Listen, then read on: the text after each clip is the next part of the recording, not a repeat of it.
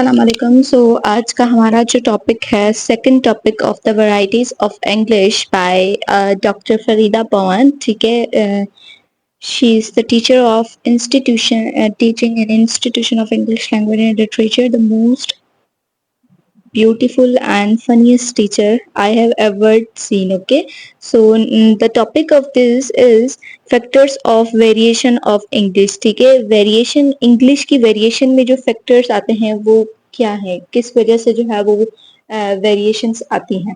ठीक है, फर्स्ट हम लोग पढ़ते हैं varieties of word English and can be understood as such in exhibit a wide range of variation. It will be good to look at this heterogeneity with a view to how it helps us to understand the varieties of word Englishes. ये already हम लोग discuss कर चुके हैं types of variation. ठीक है, regional variation किस तरह आती है, हम लोग यहाँ से हम लोग इसको फर्स्ट जो है ना डिवाइड करें रीजन के। ठीक है, रीजन को हम लोग डिवाइड करेंगे कि रीजनल वेरिएशंस कौन सी आती हैं, डायलेक्ट्स की वजह से आती हैं। ठीक है, डायलेक्ट्स अगर चेंज होते हैं तो फिर एज अ रिजल्ट ऑफ हमें क्या मिलता है, रीजनल सेपरेशन मिलती है, ब्रिटिश कॉन्क्वेस्ट मिलता है। ठीक है, डायलेक्ट्स में जब चेंज आता है तो हमें एज अ रिजल्ट क्या मिलता है, रीजनल सेपरेशन मिलती है या ब्रिटिश वो मिलता है। फिर उसके बाद सोशल वेरिएशन आ जाती है। सोशल वेरिएशन में आपकी स्टैंडर्ड और नॉन स्टैंडर्ड आ जाती है। ठीक है, एक स्टैंडर्ड ये होती है कि एजुकेटेड इंग्लिश हो, मतलब जो अपर क्लास हो, जिसको हाई कोर्ट हम बोलते हैं, जो हाई कोर्ट स्पीक करते हैं, स्पीकिंग के दौरान यूज करते हैं, और अनएजुकेटेड जो है वो लो कोड यूज करते हैं स्पीकिंग के दौरान, और उसको नॉन स्टैंडर्ड भी कहते हैं हम लोग। ठीक है, उसके बाद वैरायटीज आ जाती हैं। Field of discourse depends on the situation of the communication. एक तो है कि वो कम्युनिकेशन की सिचुएशन पे डिपेंड करती है क्या, वैरायटी। ठीक है, उसके बाद the chosen way of communication, जो हमारा मीडियम कहलाता है, मीडियम पे भी डिपेंड करती है। उसके बाद एटीट्यूड पे, ये सारी चीजें हम ऑलरेडी डिस्कस कर चुके हैं, medium, attitude, field of discourse. ठीक है, वैरायटीज के रीजंस हम लोग तो अभी यहाँ पे एक्सप्लेन कर रहे हैं कि एटीट्यूड क्या है, the relationship between speaker in situation of communication. ठीक है, उस स्पीकर का जो रिलेशन है कम्युनिकेशन के साथ या उनका जो मीडियम है, उनमें उनकी वजह से जो है ना हमारे पास वेरिएशंस आती हैं, वैरायटीज बन जाती हैं। ठीक है, उसके बाद है factors contributes in varieties of English extent, the greater the distance of the underlying system from standard English, the greater is the justification for classifying the speech form as a language rather than as a dialect. ठीक है, ये क्या बोल रहा है कि जितनी English जो है वो स्टैंडर्ड वन होगी ना, उतना हमें जो है उसकी स्पीच को एज अ लैंग्वेज जो है क्लासीफाई करने में ज्यादा जो है ना वो होगा, आसानी होगी कि ठीक है कि ये लैंग्वेज जो है स्टैंडर्ड वन है, उसके डायलेक्ट को हमें डिस्क्राइब इतना नहीं करना पड़ेगा। ठीक है, जितनी स्टैंडर्ड होगी, और वो स्टैंडर्ड कहाँ से बनेगी, greater the distance of underlying system from standard English. Standard English से जितना ज्यादा स्टैंडर्ड डिस्टेंस होगा ना, उतना जो है हमें लैंग्वेज को जस्टिफाई करने में आसानी होगी। उसके बाद है the greater the homogeneity of the speech form and the degree to which it has achieved linguistic norms on one hand and the range of functions in written and spoken form. ठीक है, let's move.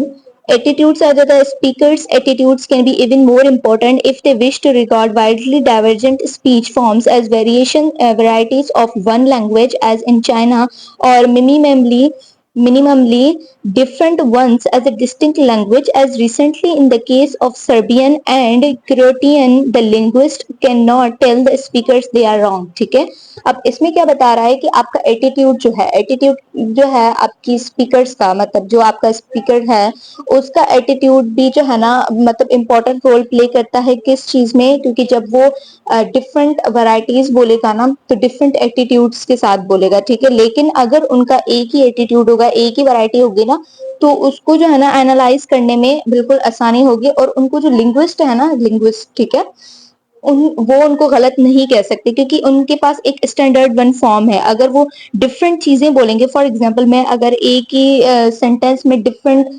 Varieties बोल रही हूँ, English की different vocabulary बोल रही हूँ, एक वर्ड मेरा अमेरिकन इंग्लिश में है, एक ब्रिटिश इंग्लिश में है, एक ऑस्ट्रेलियन इंग्लिश में है, तो फिर मुझे जो है ना वो गलत कहला सकते हैं, मुझे गलत कह सकते हैं, कौन, लिंग्विस्ट। लेकिन जैसे चाइना है, वो एक ही लैंग्वेज अपनी इस्तेमाल करता है, तो जब वो स्पीक करेंगे ना एक ही, क्योंकि वो सिर्फ कम्युनिकेशन के दौरान as a foreign language use करते हैं, तो फिर उनको कोई भी गलत नहीं कह सकता।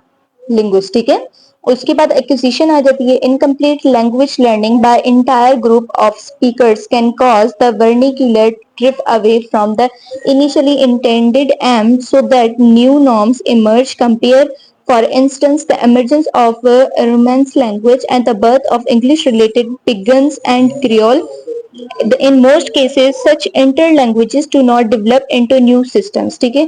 ये क्रियोल और जो पिगन्स हैं ये एक जैसे language as a vernacular, English as a vernacular language या English as a lingua franca है ना, तो पिजन्स और क्रियोल भी इस तरह है, ठीक है। तो वो बता रहा है अगर इन पे हम लोग करेंगे ना, इन पे फोकस करेंगे तो हम इंटरनली जो है ना उनका इंटर लैंग्वेजेस जो है ना वो डेवलप नहीं कर पाएंगे सिस्टमेटिक की तरह, ठीक है। तो एक्विजिशन में वो चीज आ जाती है कि हम लोग जो है ना वो एज अ वर्निकुलर जो है वो हमें क्या करती है, न्यू नॉर्म से जो है ना इमर्ज करती है।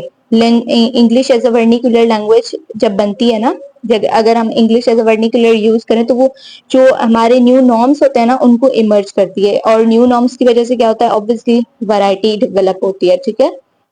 लैंग्वेज स्टेटस क्या होता है, different functions normally lead to one of the languages being more prestigious and more useful. This is called the high code and the low code diglossia, ठीक है। इसको डायग्लोसिया भी डिग्लोसिया भी कहते हैं। और इसके बाद हाई कोड और लो कोड तो मैं ऑलरेडी एक्सप्लेन कर चुकी हूँ कि हाई कोड किस तरह होता है, लो कोड किस तरह होता है।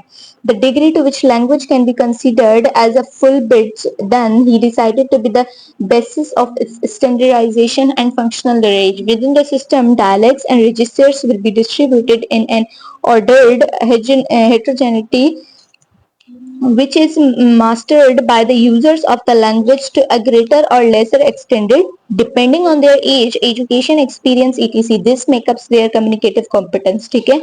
डायलेक्ट्स और जो रजिस्टर्स हैं वो ऑर्डर एक ऑर्डरली डिस्ट्रीब्यूटेड हुए हुए हैं, ठीक है। कोई एक चीज नहीं है, वो डिफरेंट चीजें हैं। और वो किस लिए हैं, किस पे डिपेंड करती हैं, एज पे करती हैं, एजुकेशन और आपके एक्सपीरियंस जो होता है ना, रियल लाइफ एक्सपीरियंस, उस पर डिपेंड करती है, ठीक है। और वही जो है ना हमारा एक कम्युनिकेटिव कॉम्पिटेंस बनाता है। The functional range and norms of correctness. The functional range and the norms of correctness are the essential criteria for the classification of societies as employing English as ESL, ECD, EL and EFL, ठीक है। जो functional range है ना norms के, किस तरह वो चीज सही है या उनकी क्लासिफिकेशन जो है वो अकॉर्डिंग टू सोसाइटी हुई हुई है, तो उन किस तरह हुई हुई है, जैसे English as a foreign language, English as a second language, ESL, EFL, इस तरह। तो इनमें जो है ना उनकी क्लासिफिकेशन हुई हुई है अकॉर्डिंग टू सोसाइटी, ठीक है। However, it is quite clear that the range of meaningful questions we can ask is largely determined by the type of community, such as ENL, the investigation of settlement history, traditional dialectology, sociology, history of linguistics, norms and standardization। मतलब जो भी हमारे questions होते हैं, ठीक है, जो हमें इनके अकॉर्डिंग जो है ना होते हैं, वो हम किसी भी कम्युनिटी से करते हैं, ठीक है। और वो किस तरह करते हैं, जैसे ईएसएल, ईएनएल, ईएफएल, इनके अकॉर्डिंग मतलब इनके बेसिस पे करते हैं, ठीक है। और ये सबकी डिस्क्रिप्शन लिखी हुई है, ईएसएल में किस तरह करते हैं। Distinctiveness of varieties on individual. The distinctiveness as American, British, Pakistani or Indian depend on some factors like accents, lexis and possibly syntax of an utterance that gives speakers a distinguished way, ठीक है। मतलब कि हमारी जो differences आते हैं ना, distinctiveness को हम डिफरेंसेस भी कह सकते हैं इजी लैंग्वेज में। तो वो किस तरह आती है, किनमें, पाकिस्तानी में, इन्होंने कुछ एग्जांपल्स दिया है, पाकिस्तानी में या इंडियन में या अमेरिकन ब्रिटिश में, इनमें किस वजह से आती है, एसेंस की वजह से आती है, लेक्सिस की वजह से, ठीक है, या सिंटेक्स या अटरेंस की वजह से भी आती है, आपकी प्रोनाउंसिएशन आ जाती है, वोकेबलरी आ जाती है। तो इन चीजों की वजह से आती है, ठीक है। The identification of a variety is often based on these features, sometimes enhance them a single unique characteristic that is enough for us. क्या बता रहा है कि हम लोग वैरायटी की आइडेंटिफिकेशन कैसे कर सकते हैं, हमें क्या पता कि ये किस तरह की वैरायटी है या वैरायटी है भी या नहीं है। तो हम लोग वो इन चीजों की वजह से, सिंटेक्स की वजह से, अटरेंस की वजह से, और ठीक है, प्रोनाउंसिएशन सबसे बेस्ट जो है ना एक वेरिएशन आइडेंटिफिकेशन का जो है ना टूल है कि हम लोग जो है वो किसी भी प्रोनाउंसिएशन से जो है ना उनको पहचान लेते हैं कि ये वैरायटी कौन सी बोल रहा है, ठीक है, पाकिस्तानी बोल रहा है, अमेरिकन बोल रहा है इंग्लिश, या ब्रिटिश इंग्लिश बोल रहा है। वो कहाँ से हम पता करते हैं? सिंटेक्स से पता करते हैं, अटरेंस से या प्रोनाउंसिएशन से करते हैं, जो बहुत इजी है, एसेंट से करते हैं, ठीक है।